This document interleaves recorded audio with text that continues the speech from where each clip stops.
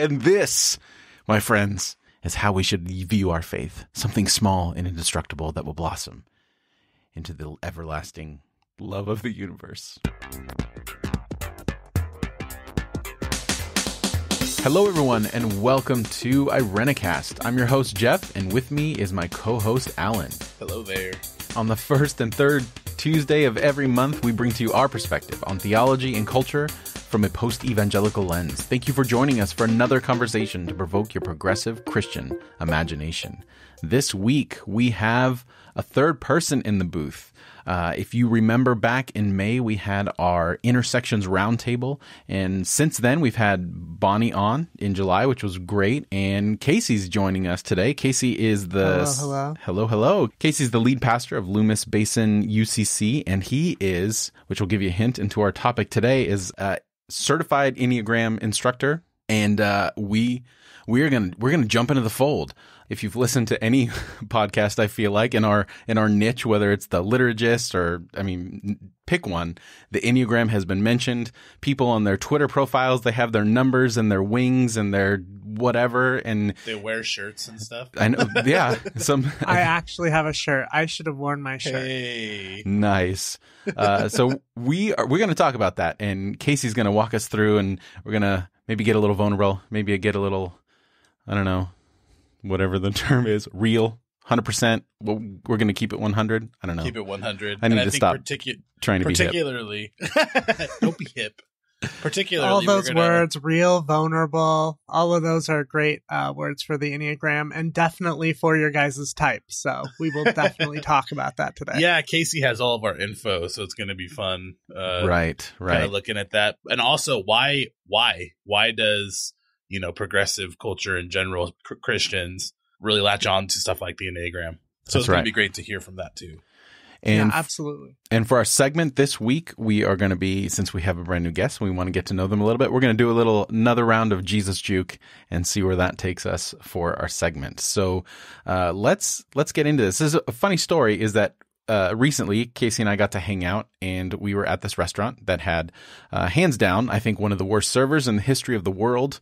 And absolutely, we were talking in Enneagram, and he mentioned something like, I think he said something like, "You're a total 2."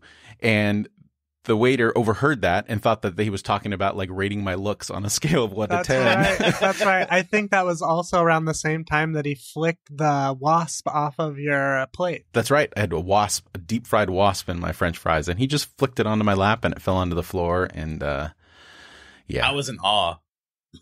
Well, at least he was willing to give you an 8, Jeff. I know. That's right. He said at least an 8, and then he kept rubbing my shoulder after that. So hey, I'm particular about my physical space with people I don't know, and that was violated on. To be fair, I'm willing to go with him on the 8. Just so you know. Oh, thanks. Oh, that's so sweet of you. Look at this. Put in the show notes my picture on Hot or Not. Start rating each other. It's very insightful. Is it, Casey? All right, Casey, lead us through this. Like, what is the Enneagram? What attracted you to it in the first place? And give us kind of a basic rundown for maybe someone who has never heard of it. Yeah, absolutely. So for those of you that maybe have done the Myers-Briggs, it's sort of like that. It's a personality type test, right? And a lot of times the Myers-Briggs is used in work settings to help you try to navigate how you work best in a group. I think that the Enneagram is a little different. I would say it's a lot more soul work than it is just sort of knowing the box in which you live. I think the Enneagram is more about noticing the box in which you live and trying to find your way, not necessarily out of it, but notice that it is the box in which you live, and how do you live in it and work through it, right? I think that for a lot of progressive Christians, they're using this because for so many of us, the word sin has become such a terrible word, right? It's tarnished. And for many of us who have experienced the oppression of evangelicals telling us that we're sinners, we've kind of wanted to get away from all of that.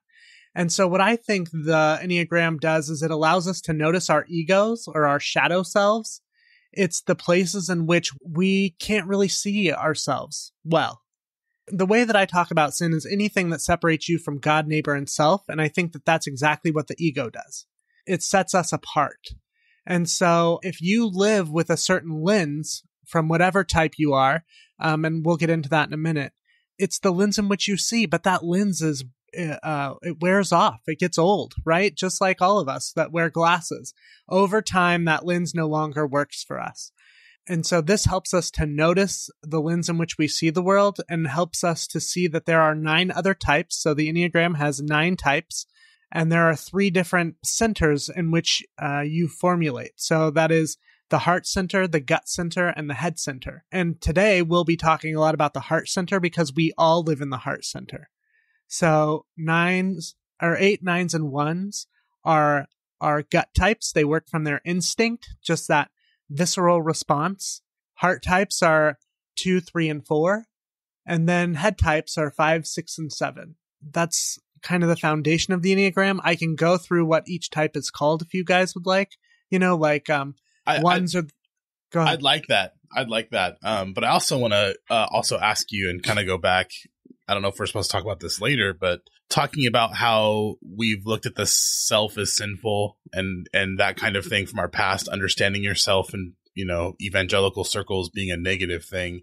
They quoted Proverbs a lot. The heart is desperately wicked. Who can know it? And it was less about getting to understand yourself and more about suppressing anything you find there and definitely conforming to an ideal. And the Enneagram sounds like it's more of a understand yourself, like however you're operating, whether it's under stress or not, or your shadow self or this other stuff, just understand it and hold. That's right. Well, and I think that you're right, Alan. It's about understanding yourself and acknowledging where your hangups are, right? That's the difference, I believe, between the Myers-Briggs and the Enneagram. The Myers-Briggs says, know yourself and be happy with that. The Enneagram says, acknowledge that this is the place that you may get caught up. It's an awakening to yourself. And I often tell people, if you're not ready for transformation in your life, the Enneagram is not for you. Because the moment that you come awake to some of this, it's almost embarrassing. I don't know how it was for you guys when you got your results, but I remember sitting with my partner, Jose, and as we're reading aloud our Enneagram types, we're snickering at each other because we're like, oh my gosh, you're so busted. This is totally you, And so that was my first experience of the Enneagram, is when I could see on paper for the first time, that I wasn't alone, that, it wasn't like this was specifically tailored to me. And yet it was tailored to me. It was my darkest thoughts, my darkest wonderings, and all of the stuff that the ego says to me. So pretty interesting. And we've often lamented on this show our upbringing in evangelicalism and all that kind of stuff, and then talking about how much damage the idea of total depravity as human beings. And I was always, growing up, we were told too many people, they're worried about self-esteem. They should have Christ esteem. That whole stupid line. I've heard that from the yeah, several times. So I think that does resonate with a lot of post-evangelical progressives who were never really invited to search their own heart. It was always like, God search my heart. So it was this kind of, whatever. It never really amounted to anything except for guilt and shame and hiding. And in going into that idea of like self-judgment, right? Because it is a judgment, but like more of the biblical idea of judgment, which is not like a condemnation, but a revelation, right? Like putting your stuff out there so that you can then sort through it.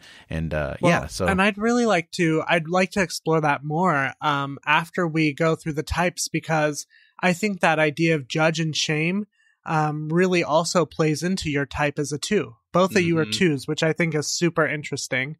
And I'm a 4. And so we all live in that heart center. And how we navigate love is really different. And yet, for all of us, one of the things we struggle with is shame and rejection. Especially as people who come from an evangelical world, I think that we bought into that so much more as 2s and 4s because we wanted to be people pleasers. We wanted to be people who were seen as loyal and loving, and we gave our entire souls away, literally. This got real fast. I know, right? I feel like we've reached the top of that clicking hill before roller coaster. So now, Casey, just guide us through the rest of the ride. All right. We'll just go in order 1 through 9. So 1s are the good people. They're the good person. They are idealistic. They are high-minded. They're very conscientious. And one of the things that they struggle with is seeing things as good. You know, a lot of our ego messages come from what we saw in the world had failed us. So, for example, God says it is good. The world is good. Ones would say the world is not good enough and it is my job to make it good. Does that make sense? Yes, it does. It is sort of a response. Our ego message is a response to some of these things. They're like the peacemaker or something like that. And well, do you want to say that it's on a circle? Because I think for people listening, yes, that's maybe right. having that image maybe we helps. can put that in the notes. Mm-hmm. It's on a circle, and there are connecting lines, and those connecting lines talk about your integrated self and your disintegrated self. I mean, we're doing an hour podcast, so I could come on and talk more about, the disintegration and integration lines. But I just want to sort of get the lay of the land today. Right. And we will put that in the show notes. So based off of Casey's recommendations, we'll make sure that there's a list of resources in the show notes at irenicast.com/27 if you really want to explore further the things that are talking about. So we're hitting bullet points and then we're going to get into some personal stuff. But if you really want to go in depth, as usual, we will make sure that there are links provided in the show notes, irenicast.com/127. Right. And so for the struggling one, or the less resourceful one, the less awake one, will struggle with not being right. They want to be right. And they can go to being super moralistic, which is also a thing that 4s and 2s would struggle with. Moralism, because we have connection to 1. 2s are the loving person, which is both of you. I would identify both of you as super loving, especially Alan, the big teddy bear. They are definitely attuned to others' needs. They are supportive. They are nurturing. They are warm. They are gentle, friendly. But when they are feeling tired, stressed out, they can be compulsive. They can move to anger very quickly. I don't know how many times either of you have said this, but I've definitely heard 2s say things like, "For all I've done for them, they are so ungrateful." That's like my mantra. I'm pretty sure that's like... There you go. There you go. I think it depends. One thing that was interesting, Jeff and I are 2s, but we have different wings. So I wing to 1 and he wings to 3. And in the 2 wing 1, it's I think more of a society-wide altruistic type or something like that.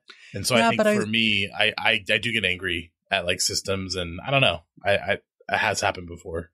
Right. So a part of the 2, those lines of disintegration, you connect to 8, which 8s are the champions of justice, but they also have lots of anger issues. And so I think someone in my family is an 8 that I've always kind of said, like, they seem like my dark side or my shadow side, or like, that's right. I see things in them that I don't like about myself. And then once I took the Enneagram, I was like, wow, I'm just judgmental of other people, because it's not bad to be an 8. It's just who you are. That's and right. I was judging someone else only because I go to that personality type when I'm under stress. And as a 4 in my stress, I go to 2. And so I often, the type that I struggle with the most are 2s, because I see so much of my own. Can we cuss on this podcast? You can. We may edit it out, but that's okay. just for... All right. I love that Well, I question. see so much of my own shit in 2s, right? And so... well, welcome to Irenicast, hosted by 2 2s. That's right. So there it is. Then the next style is 3, the effective person. So if God created the earth in 7 days, 3s would say, I could have done it in 5. They are efficient, they are productive, they are enthusiastic and motivated people, and they are very efficient. And so a lot of times, if you want something done, you ask a 3 to get it done. I currently have this amazing new church member. She's a 3, and she hammers out work like nobody's business. I mean, she does circles around me while holding another job. And so I'm just so grateful for the energy of the 3. But in their own less resourceful place, they can become preoccupied with their image and focus too much on what others expect of them. They want to be admired for their accomplishments and performance. So a lot of times when you ask a 3, who are you? They're not going to tell you the soul stuff. They're going to tell you what they do. Because for them, who they are is what they do. Even though they're a heart type, right? That's right. And so we'll talk a little bit more about that. Yeah. Then there's the 4, the original person. That would be me. We are creative. We value creativity, authenticity, individuality. We have an appreciation for the quality of life. We are deeply sensitive. We are very nostalgic. And we want the world to be beautiful and have meaning and purpose. And we are if I didn't say it before, let me repeat, we are very unique and special.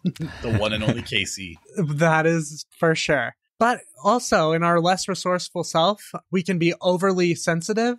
We can be sensitive to the idea of abandonment or left out or misunderstood. Because if you're super unique and special, no one can truly understand you, right?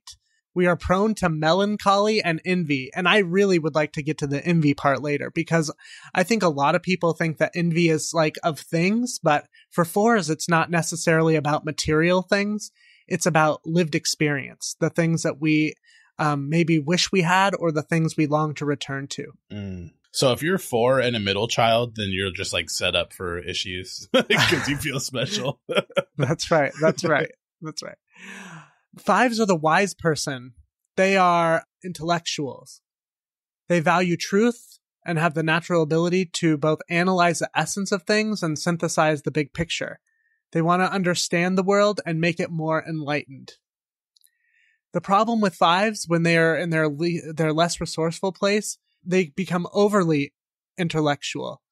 They're out of touch with their feelings. They're out of touch with the people around them. I know lots of 5s who sort of live in their head, and you can sort of be in a room with them and you know that they're not there. They're 10 miles away. They are very withdrawn and self-sufficient because they're looking to protect themselves. And they do not want to be bothered, which is another interesting 5 thing. They do not want intruders. They don't want to be bothered. I would say one of their biggest things is they're sort of miserly. They want to hold on to their knowledge and their own personal space. 6s, the loyal person. My partner is a 6. They are law-abiding. They are dutiful. They are honorable, faithful, responsible, dedicated, courageous. Which is also a funny thing about 6s, because in their less resourceful place, they are not courageous. They're fearful. That is the message that they're constantly playing. The sky is falling. The sky is falling. We all have fear, but I would say that 6s carry the market on fear in the Enneagram. They are the ones who read the directions. They know where every exit is. They have a fire extinguisher and a first aid kit in their trunk. They're ready to go with extra bottles of water in case a natural disaster happens. These are those kinds of folks. So my current partner that I've been seeing for a while is a 6 also. And what's cool about that is like the attention to detail like actually translates into hard work in a way that's just like kicks butt. It's kind of cool to see. Right. My partner is a definite overachiever without having to be, because he is so detail oriented. But what they struggle with, their less resourceful place tells them that they have to check in with others. Their ego message says, you are okay or fine if you're doing what's expected of you. And so the real struggle for 6s is to find their own inner voice and to adhere to that and not to the voices of the people that they trust around them. Ooh, did that get deep? 6s out there, I want to hear from you. Yeah. Wow. 7s are the joyful people. They are the party folks, lively, cheerful. They have a natural ability to find the good in everything, and they want to make the world a more enjoyable place. These are the kinds of people that when you're at their house, at a barbecue, drinking beer, having a good time, are the ones telling you about the next party that they're going to throw. And they're also doing 50 things at once. If you ask them, oh, what are you up to? They're going to tell you about 3 projects that they're working on and their PTA meeting and their soccer for their kids. I mean, they're doing all of these things and they can be exhausting. But in their less resourceful place, they can exaggerate their fun. They avoid pain big time, because that's sort of their way of protecting themselves. If we keep everything happy and light, we don't have to touch on the hard things of life. While they seek excitement and pleasure, they may avoid the hard work and suffering that often goes along with actually completing the projects that they have begun. So they'll start things and won't finish them. Next are the powerful people, the 8s. I really love eights. Raj, who was on the Intersections podcast with us, is an 8, and I love him because 8s are strong, they are fair, and they have the ability to get things done with the use of power. They are direct and energetic, confident and assured, and they stand up for the underdog and want to eliminate injustice in the world. All the 8s I know, when they channel their energy, are probably the most just and courageous people I know, because they do not back down from a fight. But those 8s that I know that are living in their less resourceful places become overly controlling, aggressive, and vengeful. And they may seek to dominate others and have difficulty with compassion. 8s, when they walk into a room, you'll know an 8 because they just sort of take up the room. They just sort of demand your presence. And they'll also be the ones who may become super aggressive. So I remember sitting at a table with a 6. Someone at another table said, "I'm an 8." And the 6 leaned over and said, "Danger, danger," right? Just whispered to me, "Danger, danger." For 6s, 8s can be really overwhelming because of the energy that they can bring into a room. The last type is the 9, the peaceful person. Their approach to life is, hey, it's all good, acceptance. They are diplomatic and can allow people and events to just unfold at their own pace. They're not trying to force anything into the world. They're calm and inclusive, and they want to make the world a more harmonious place. 9s are that's really the peacemaker. I think I said a 1 was, but it's 9, isn't it? That's right. Okay. 9s are the peaceful people. But in their less resourceful place, they can be passive.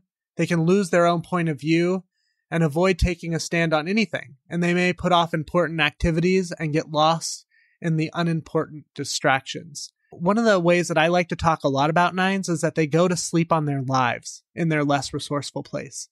And that goes from like just not dealing or confronting the pain or struggle in their life or conflict.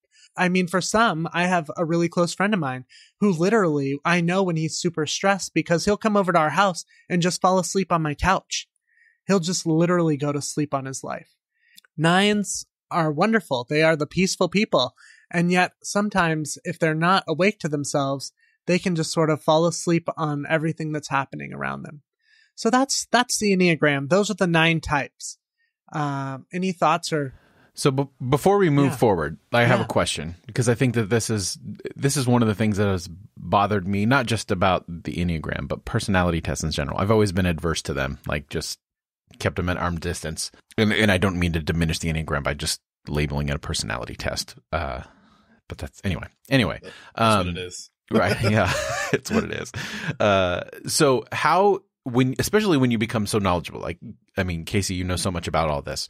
How do you prevent from making assumptions about who people are when you know so much about the types? And then it must be hard to balance, because as soon as you meet someone, you maybe start like running through the numbers in your head. And then how do you prevent like really appreciating someone for who they are first before jumping to trying to figure out their number?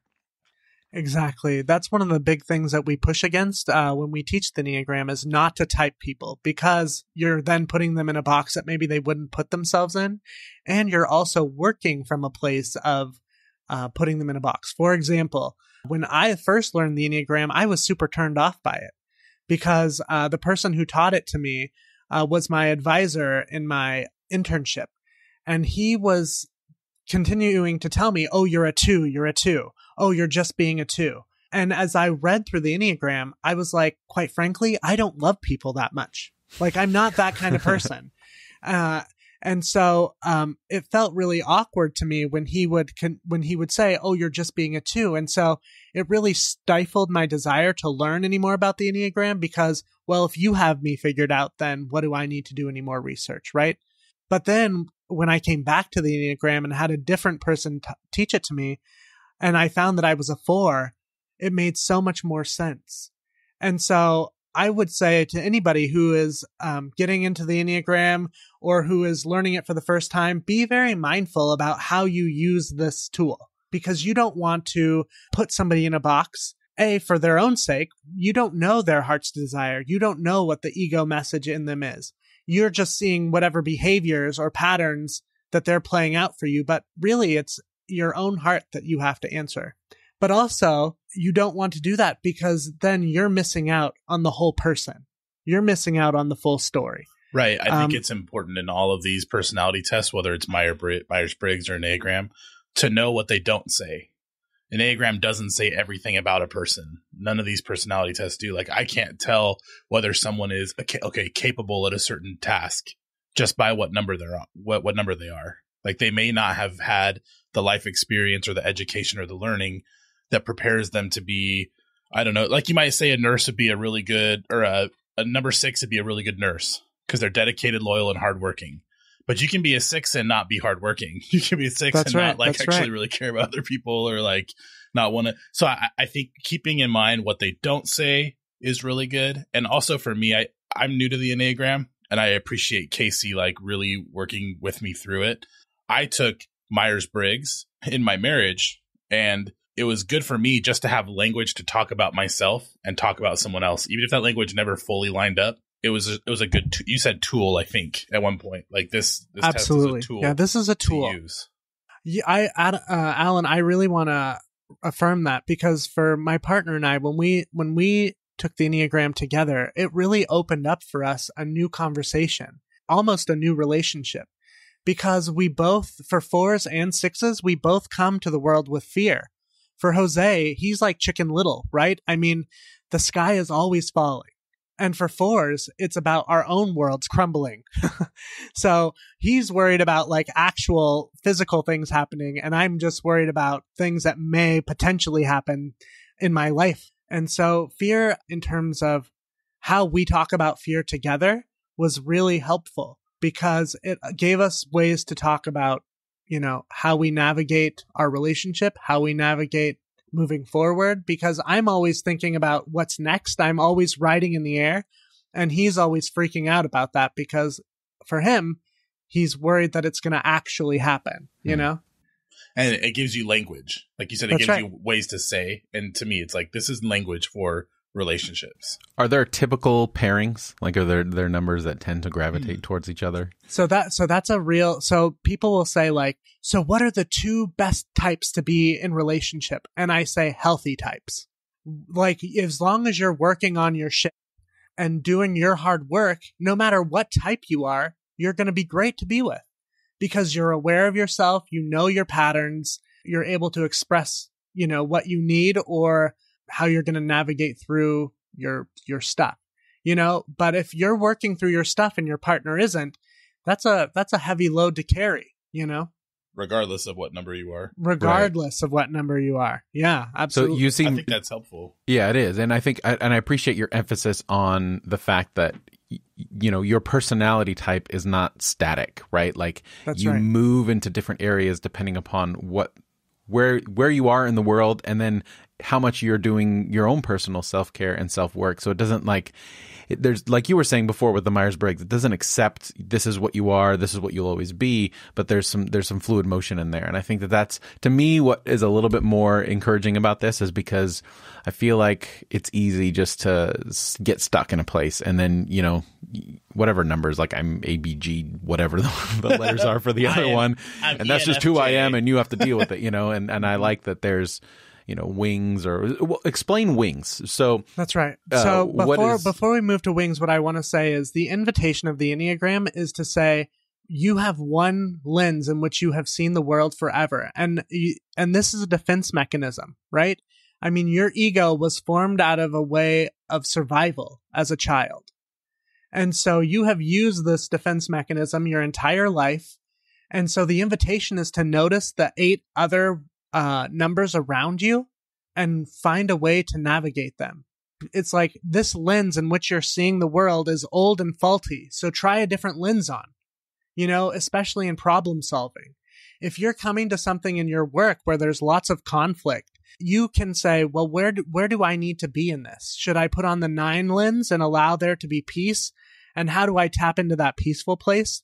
Or do I put on the 8 lens and stand up for justice and speak truth to whatever powers I need to? Or if you're a head type and you need to get out of your head and connect to your heart, how do I do that? What resources do twos have that I can reach for? So it's really noticing that you're not living in a world of scarcity. There's an abundance all around you that you're able to tap into. And you just have to be able to be aware enough to know that you need a different lens, you know? And before we get into wings, can you tell us, Casey, if someone's listening to, I'm just thinking about a listener right now. If there's a listener who wants to go with you on the wings and stuff and look through it, is there a website they can get this test and take it for themselves? That's right. So that so I would definitely I always suggest a paid test because you're going to get more information. The website that I use is WEPSS.com. That test was created by the man that I learned the Enneagram from, Jerry Wagner. He's wonderful, brilliant. He's been doing this. This is his life's work.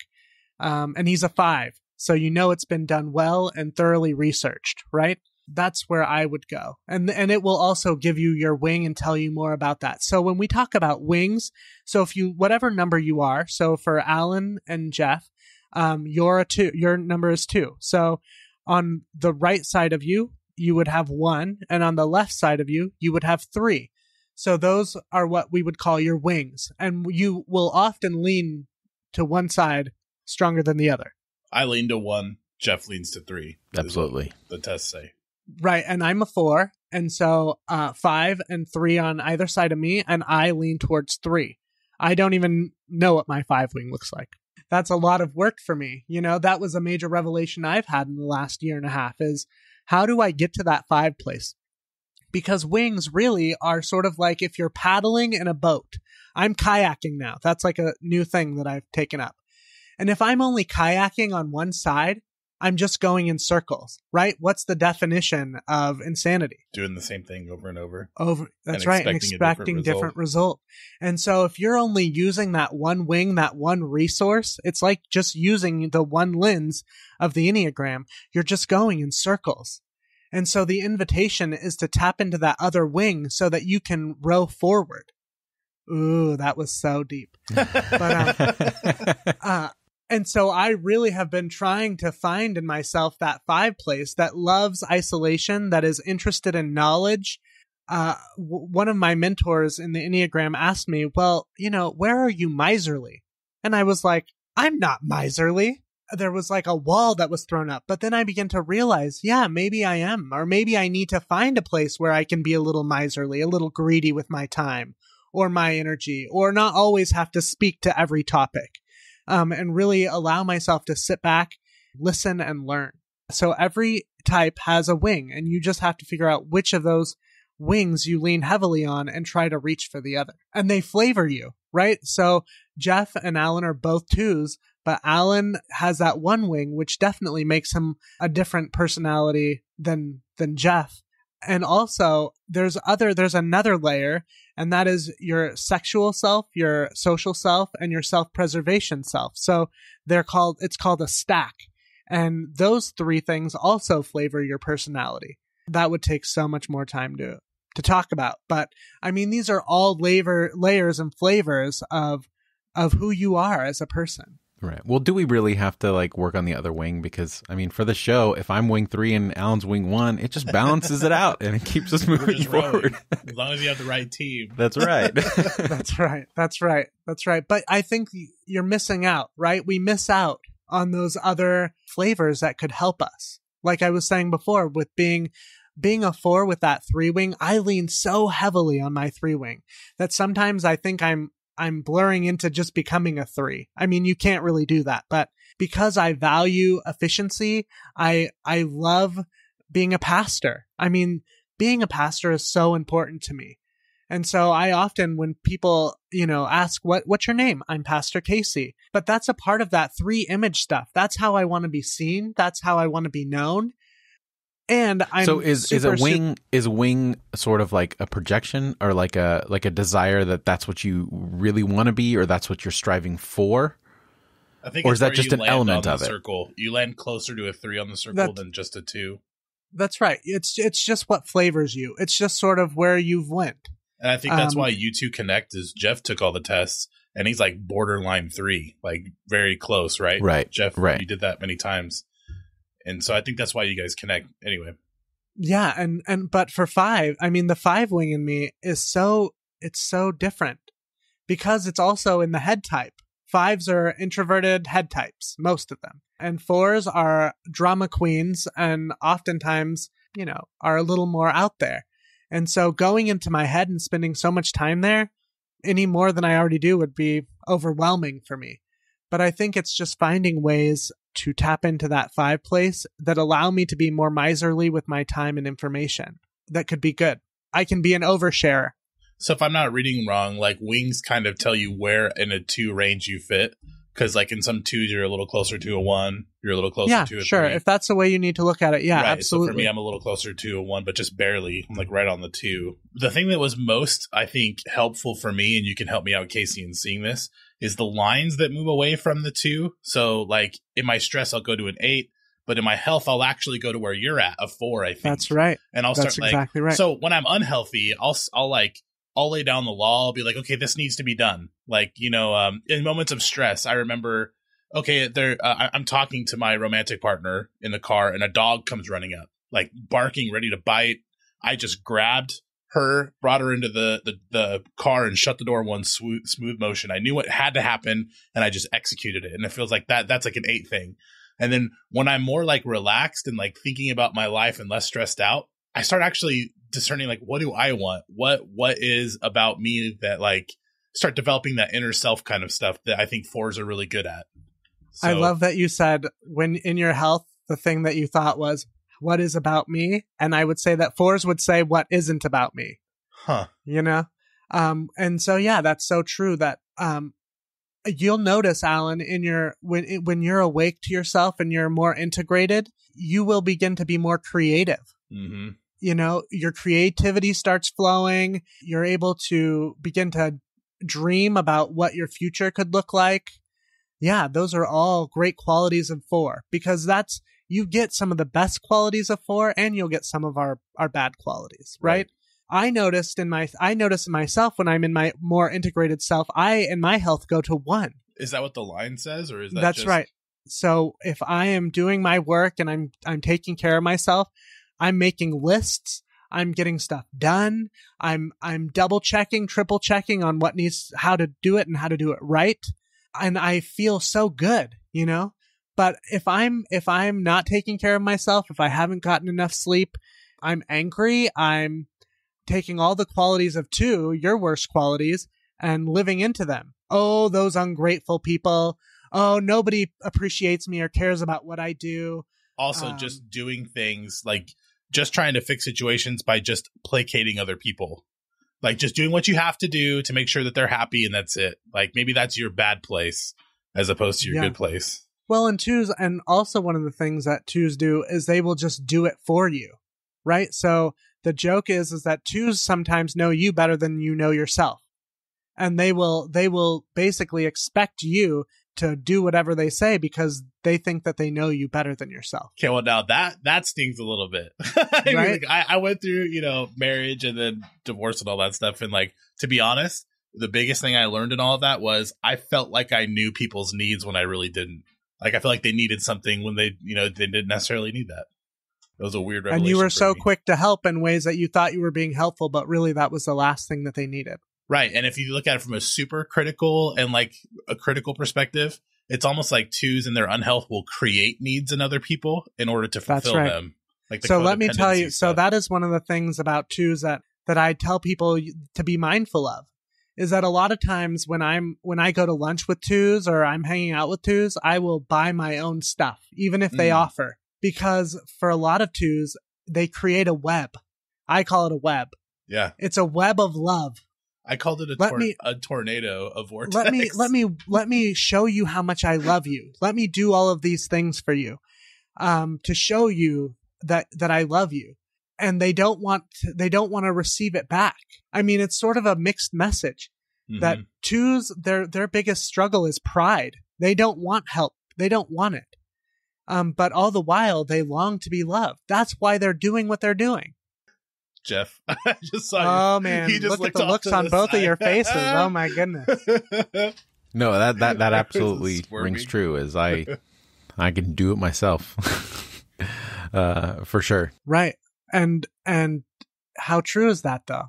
What do you mean? Like, how true is that statement? Oh yeah, it's 100% true with me. I mean, Alan could attest. Like, I'd much rather take care of. And I think that it's interesting because as you're thinking about this, I'm thinking in terms of like how layered this is. Like, these aren't choices. They are choices, but these are part of our development, right? Like, what was our family dynamic and how did it create that kind of thing? Because I, from an early age, was independent because of my family situation. So it was like I became reliant. And it's interesting that Alan and I, we probably couldn't have had more different upbringings in terms of family, but how we still landed in the same spot. And then that probably determines where we wing. Yeah. I think you're wing 3 and more efficient because of that. And I wing 1 more because I see the goodness or whatever in my family and how I was raised. Attachment theory is another personality, like typing kind of thing. Like, how do you attach to your relationships? Right. There's like secure attachment, anxious attachment, so there's ways to separate that out, and that plays into it as well. But I do think that, Jeff, you're saying people are shaped early on, and that's kind of what goes into your personality. But Casey, the one thing I struggle with the most in this is that I have a hard time not judging one type and appreciating another. Because like for me, health is a 4. So I'm like, oh, 4s are awesome. And like my unhealth is an 8. So I'm like, 8s are like, belligerent. Because I see that in myself. And so I think being able to just recognize that it's not a moral thing. It's not more or less moral to be a codependent 2 or an angry 8. Like, there's not necessarily morality involved inside of what number you are.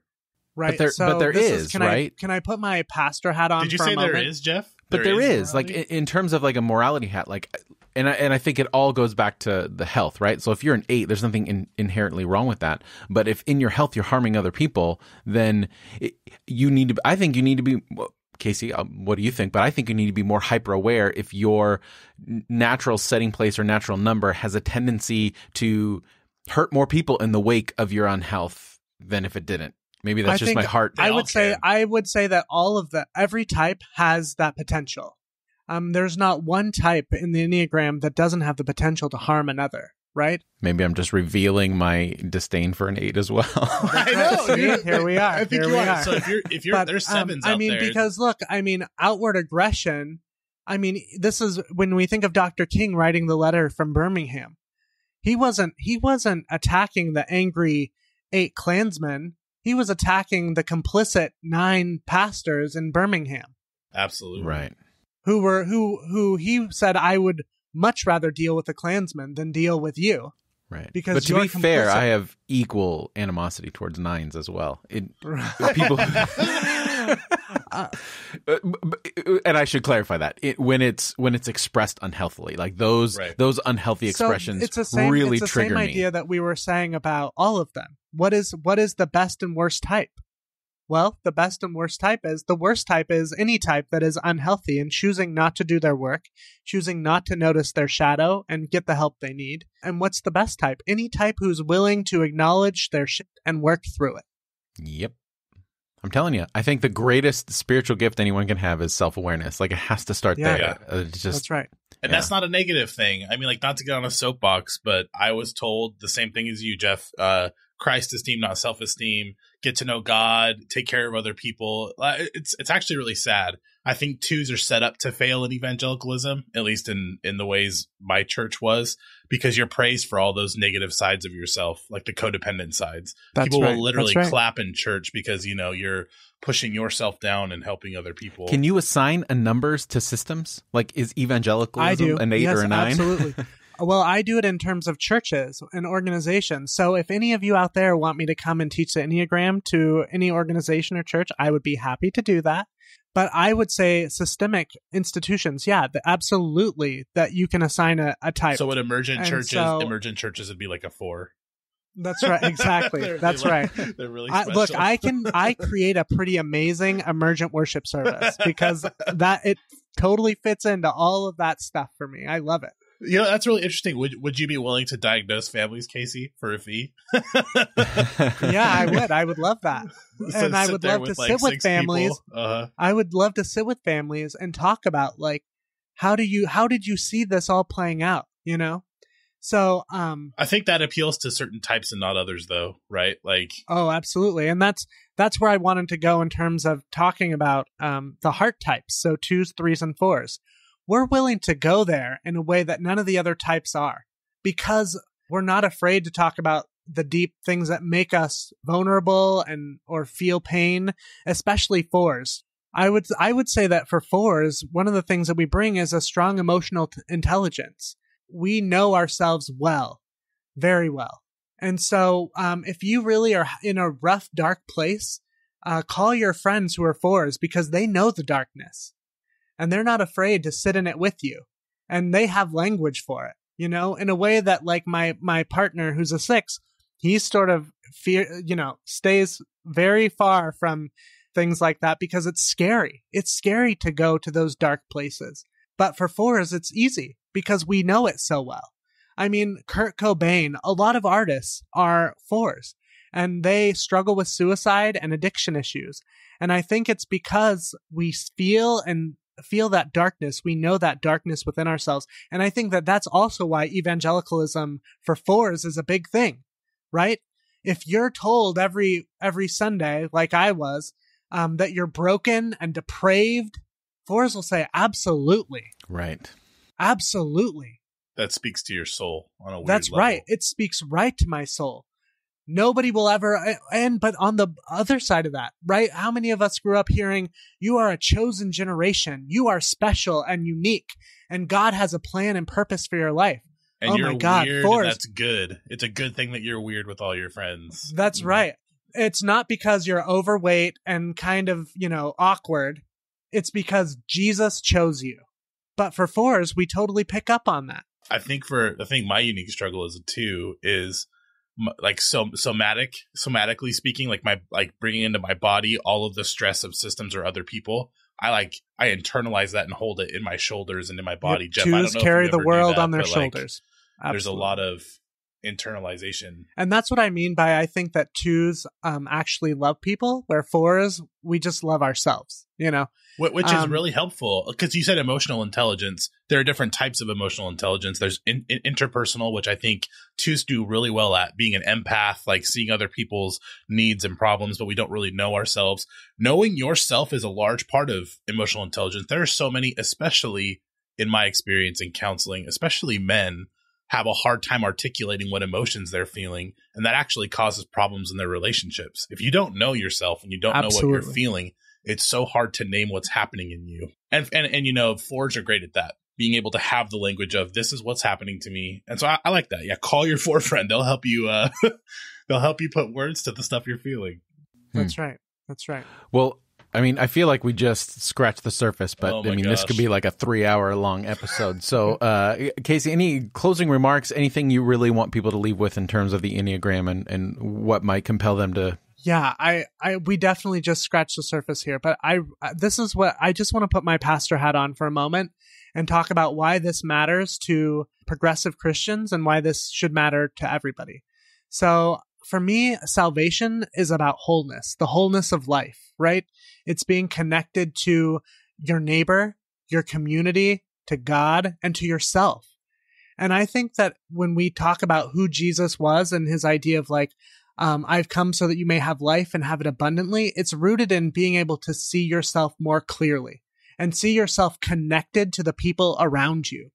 And that's why the Enneagram matters to me. Because the Enneagram allows me to see the places, my blind spots, my shadow self, the places where I need to grow and develop myself so that I can be more available, not just to God, but also to my neighbor and to myself. And so I would encourage anybody to do that deep dive into the work of the Enneagram and to truly notice where it is that you're caught up. Because now that we've had this conversation, Jeff and Alan, hopefully you'll be able to ask for the help that you need. You'll be able to trust that the people in your life who say they love you actually mean it, despite what you can offer them. Do you hear that? I hear that. I don't like it. Right. That makes a lot of sense. Right. I want to echo what you're saying from the whole pastor position. Like, I'm all about informed consent. And if you're going to give your life to God, know what you're giving, to be honest. Like, until you own yourself and you know yourself, you can't give what you don't own. And I know a lot of times in evangelicalism, we're told we don't own ourselves, but like, that's the first step of maturity. Is like, hey, this is who I am. This is what what I am, and I am now giving that over into a relationship with someone else. I am going to be reconciled to my family. I'm going to be reconciled to God. And like that process is a holy thing, but it does start with some self-knowledge, and that's not a bad thing. No, not at all. And I think that for so many of us, we wander through the world just sort of getting by, right? And we don't do the deep dive of figuring out who we are and what we really want. You know, there's just sort of an expectation that you do the mundane. But I don't think that you can really love another and tell, right, what is the greatest commandment? Love your neighbor as yourself. But if you can't love yourself, as RuPaul, the goddess of the world, would say, if you can't love yourself, how in the hell are you going to love anybody else? And so in loving another and loving my partner and loving my congregation, I have to first love myself and know how to love myself. Know how to hear the desires of my own heart and meet those needs so that I can hear them in another and walk alongside of them as they meet their needs. It's weird to say this, but that was one of Jeff and my first conversations. I remember a long time ago, Jeff being like, you have to be able to love yourself to love other people. And I disagreed vehemently with him. And I can't even remember why. But I thought that was so wrong. You did. Like, we were standing outside of Chili's. Your wife was working there. We were walking in to Chili's to go eat dinner or whatever. And I remember having that conversation with her. I knew exactly where I was standing. I'm pretty sure it lasted through the meal and then back out the doors as well. Probably. Yeah. Knowing Alan, yeah, probably. And 3 days later. Uh-huh. Yep. All right. Well, let us know what you think. If you have more questions about the Enneagram or you want more resources, we will put it in the show notes at irenicast.com/127. You can comment there. And as always, you can, of course, add your voice to this particular conversation also at the show notes at irenicast.com/127. And all the links and everything will be there. Casey, thank you for this. And I'm looking forward to the other side of the music where we're going to play a little round of Jesus Juke. And let's do it.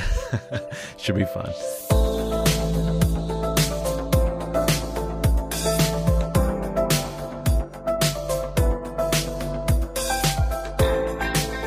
So at this point, Jesus Juke is a staple of Irenicast. We've probably done this segment more than we have any other ones, and we particularly like to do it with guests who are a part of the segment. You know, sometimes we just have straight up interviews, but whenever we have a guest co-host like Casey, we like to bring this one out because it helps us get to know each other a little bit, lightens up the mood, and unknowingly reveal our Enneagram numbers in the process, even though we've already done that. I'm not going to interrupt you. Yeah. If you want to know where this game came from, you can listen to any other time we've done this segment where Alan explains this. And we're not going to allow him to do it this time because it's pretty straightforward. If you want the origins of this game, go back and we'll put in the show notes other episodes where Alan explained it endlessly and over again in repetition. But maybe that's just your... I don't know. I think it's helpful. Nope. All right. So how this works, if you're listening to this for the first time, is each of us have come up with an item or a thing or an idea, and we have to present it to the other two hosts, and then they have to turn it into a sermon illustration. Usually we lean towards the cheesy, stuff you would hear in our former evangelical context, or it can be, whatever. The fun and fundy. Right. Yeah. So we try I am so excited for this game. So we try to have fun with it. And, this is probably one of my favorite segments that we've done. This and, the title of the segment we have yet to rename Jesus or Jay-Z, where we look at song lyrics and stuff like that. But I like the sound ones. And Casey and I were talking about that the other day. About the guessing the sounds of the sound charades. Yeah. For those of you that don't know, I've lost 165 pounds, and so the other night I was out walking, jogging, listening to your guys' last podcast episode where Melanie, right, or Melody, yeah. not Mel. Mona. I know, not right. Mona. The artist formerly known as Mona. That's right, the artist formerly known. And I'm yelling on the street out loud. Yelling the answers. So I feel like next time I definitely want to do that one because I think I will win. So perfect. That'll be fun. It's so hard to come up with sounds, though. I'm just gonna say. Yeah, the sound charades one is that awesome. Was hilarious. We'll that put a link really in the hilarious. show notes if you'd like to listen to that as well. Okay, so Casey, since you are our guest, why don't you go ahead and present to us your first item to be Jesus juked? All right, my first item is a dry board eraser. Dry board eraser. I can go first. Okay. So in every classroom across America, when you walk in, you'll see some items that are just endemic to the classroom. For instance, chairs and desks and a little apple on the teacher's desk up front. And you always see when there's boards up front in front of the classroom that there is markers and there's dry erasers, no matter what, in every single classroom. And just like how there's always a dry eraser that you can use to wipe away the things you've been working on, Jesus is always there in your heart somewhere, just in everyone's heart, that when you are maybe caught your life up in such a way that you're working on all the wrong things, you're going down the wrong path. Yes. All you have to do is pick up that dry eraser. Someone has to use it. You have to pick it up and you can wipe that stuff away. There you go. There Amen. it is. All right. So we're all familiar with the dry erase board, and we're all familiar with the dry eraser. We have the soft felt side that wipes away mistakes, things that we regret putting up on the wall. And then there's the other side, the hard, rigid side that if we tried to scratch across that board would ruin the canvas in which we display our lives. Oh, come on. And I just want to encourage you that as you approach the world, as you step into the spaces that you inhabit through your work, through your life, through your family, that you approach it with the soft felt side, where you approach people with love and compassion instead of aggression and hardness. Wow. Look at that too coming out. Great. Allow God to nurture your soft side in everything you do. Amen. Amen. Yeah, that was good, guys. That was hilarious. Well, so Jeff, I have to give it to you. I know. Why does Jeff have to always A+ what I do? That was so good. That was so good. I'm gonna come to the world with a softer side. I will carry that with me today. Expose the belly of your spirit. The felt up. Oh my gosh. All right. So I'll go next. We're gonna pit Casey versus Alan here, and the item is a lens cap. It's a preaching championships. A lens cap. I can go first or second. It's totally up to you, Casey. Please go first. Okay.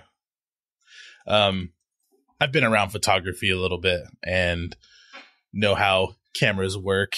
I'm gonna do the self-effacing pastor thing. I don't really know that much about technology, but I do know that you have to take care of it, that you can't just do anything you want with cameras because you might hurt them. And so I know that when you're using a camera, the lens is actually one of the most expensive parts. Is that right? Does anybody have cameras? Yes? Yes. Jeff, yes, you use very. cameras? Absolutely. Very expensive.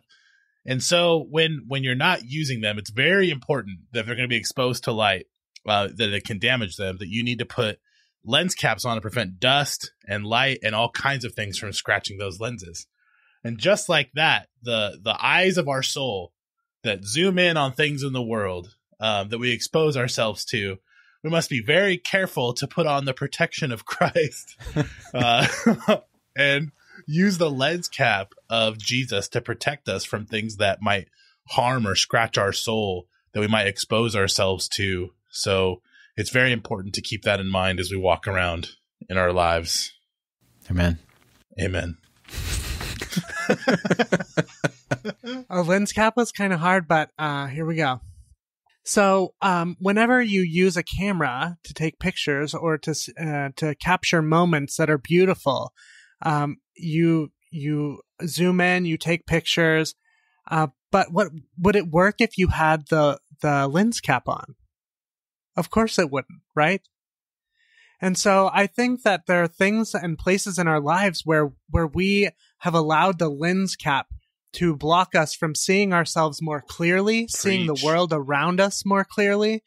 And therefore, my invitation for you this morning, friends, is to take off the lens cap. Find the places in your life where you have blinded yourself, where you have not been able to see because you have blocked yourself from seeing the truth of your life, the truth of a world that is blossoming all around you. Amen. Let the light in. Amen. That's right. All right. I'm going to have to go with Alan on this one. And the reason is I feel like you committed to the character of the pastor who is using an example of something they know nothing about to express something. And I thought that commitment and consistency to the character was impressive. Was impressive, Alan. So I'm going to give it to you. That's actually one of my biggest pet peeves, or where pastors make statements about fields they know nothing about. And they're like, oh, so in physics, like, you know, physicists don't know what they're talking about, or like, you know, this expert doesn't know what they're talking about. It's like, dude, stay in your lane. It's so great. All right, Alan, what's your... All right. I'm going to give you tardigrade. Tardigrades are little tiny animals that look like bears, but they're super small, and they can survive basically anything. They're one of the only animals that can survive the vacuum of outer space, and they're like microscopic, and they look like little bears that move around. That is a nerdy-ass example. All right. Yeah, that's awful. Hey, tardigrades are awesome. Hey, there is nothing... You know what? I think it was... who said this? I knew it was a 15th century mystic who said all creatures, if you looked at them if you had the light inside of you, they would be mirrors of the divine, and they'd reflect God no matter how small they are. When you said tardigrade, I was thinking like your grade for your attendance at school. For being tardy. Could have gone with that, but you're a tardigrade. All right. No, little tiny microscopic bear. Oh, man. That can survive anything. That can survive anything. Freezing. Yeah, anything. The humble tardigrade. All right. Casey, do you want to go or should I? I feel like I will go. Okay. But I just lost the first round, so I'm trying to figure out if am I trying to like mock an evangelical preacher? Is that what I'm doing here? You're just trying to play that. You're trying to play to my preferences, like apples to apples. Like what's going to resonate with me? Okay. What's going to appeal to Alan? All right. Well, here we go. So tardigrades can survive in any system. Alan was saying. I didn't even know what this was until like 5 seconds ago. So here we go. I think that as we look at tardigrades and we know that they can survive anything, I would also say that one of the things that we are capable of is surviving situations. That we live in a world that is full of destruction and tragedy that surrounds us all the time. And one of the things that, as long as you're living, that you have done at every moment of your life is survived. You have survived. I don't know. This is awful. So I'm just going to say amen. I'm actually now leaning in. You just hooked me. I was actually ready to be preached to. I don't know. This is tardigrades. I was like, Casey, I've survived so much. How do you know? That's right. Alan, you totally have survived. And that's the good news, right? Is that no matter what happens in your life, that you will wander with God on this journey and you will make it. You will survive, just like a tardigrade. Your survival rate of everything you have gone through so far is 100%. Congratulations. You know what someone told me recently? They said the only relationship that fails is one you don't make it out of. Yep, that's right. It's pretty interesting. Okay, Jeff. All right. Your turn. We are told in the good book that the three things that are eternal are faith, hope, and love. And I want to talk to you today about faith. Come on, preacher. That's right. Come on. I'm so bad at this. There's this thing in the universe. It's called a tardigrade. And I'm not talking about being late to school. Yes. I'm talking about the smallest organism in the universe that is eternal, that will always be there, that nothing can destroy. And Jesus says your faith is like a mustard seed, small but strong, small but everlasting, small but will create something large and wonderful and beautiful in the long run. And this, my friends, is how we should view our faith. Something small and indestructible that will blossom into the everlasting love of the universe. Amen. Let us pray. Oh my God. I don't see how tardigrades blossom, but yeah, the metaphor is pretty good. They live in the blossoming universe. They blossom in a blossoming universe. I was gonna pick Jeff, but I think I have to go with Casey only because he spoke to me. I felt my heart there. I was like, the evangelical side of me wasn't even necessarily with you, Jeff, but definitely I've survived a lot. Yes, I have, Pastor. You're so right. So I'm going to go with Casey, but those are both really good, especially for not knowing what tardigrades were a minute ago. Trust me, they're the coolest, nerdiest thing you'll ever look into. Love it. Can just for clarification, Alan, about these tardigrade things, are they the things that look like little uncircumcised penises? Probably. No, I don't think so. Those are something You know else. what I'm talking about? They're like microorganisms. Actually, they might be the ones you're talking about. Yeah, visual aid might have like changed. Little bears, though. Just look up tardigrade. TARDIGRADE. Look it up and tell me if that's what you're talking about. Because there's other ones that look like the uncircumcised penises you're talking about that I've seen. Yes, that's totally what they are. Yes, they look like little uncircumcised penises. Well, if I knew that would have changed the whole thing, right? Whole thing, right? We could have talked about covenant and everything. We'd have gone Old Testament on that one. That's right. The everlasting covenant. All right. Well, that will do it for us this week. Casey, thank you so much for joining us and for co-hosting and giving us just a little sample of the Enneagram and putting it into perspective for us. How can people find out what you have going on? How can people contact you? So you can follow me at Twitter at The Queerly Faithful Pastor, or you can check out my blog, which is thequeerlyfaithfulpastor.com, or my church website, loomisUCC.org. Sounds good. Alan, how about you? How can people? Always Facebook, Rev Alan O'Brien, / Rev Alan O'Brien. Look me up. And also, I just want to say I'm looking forward to Casey eventually coming back on here and maybe bringing the other intersections team, Bonnie, who's a 6, Raj, who's an 8, and talking about the other sides of the Enneagram and spending time with those. Because Casey, this was helpful, and I really appreciate it. Yeah, my pleasure. I'm happy to come on anytime, guys. I also have a Rev Casey Tinnin Facebook, so you can check me out there as well. But thank you for your time today, guys, and I would love to come on anytime. Well, you're always welcome. The door's always open. As for me, you can follow me on all the socials at Jeff Manildi and listen on the second and fourth Thursday of every month to my other podcast, Divine Cinema, at divinecinema.net. As for Irenicast, don't forget to subscribe to the show and never miss an episode. We're available on all major podcasting platforms, Apple Podcasts, Spotify, Stitcher, Google Podcasts, and many more. And while you're there, if your platform allows it, leave us a rating and or review. We're always looking for more and more ways to hear from you. You can also fill out our listener survey at irenicast.com/survey. The information you give us is super helpful for us as we move forward and continue to evolve the show. That's irenicast.com/survey. So for this week, I'm Jeff. I'm a 2, and not just on the hotness scale. And I'm Casey. Thanks for joining the conversation.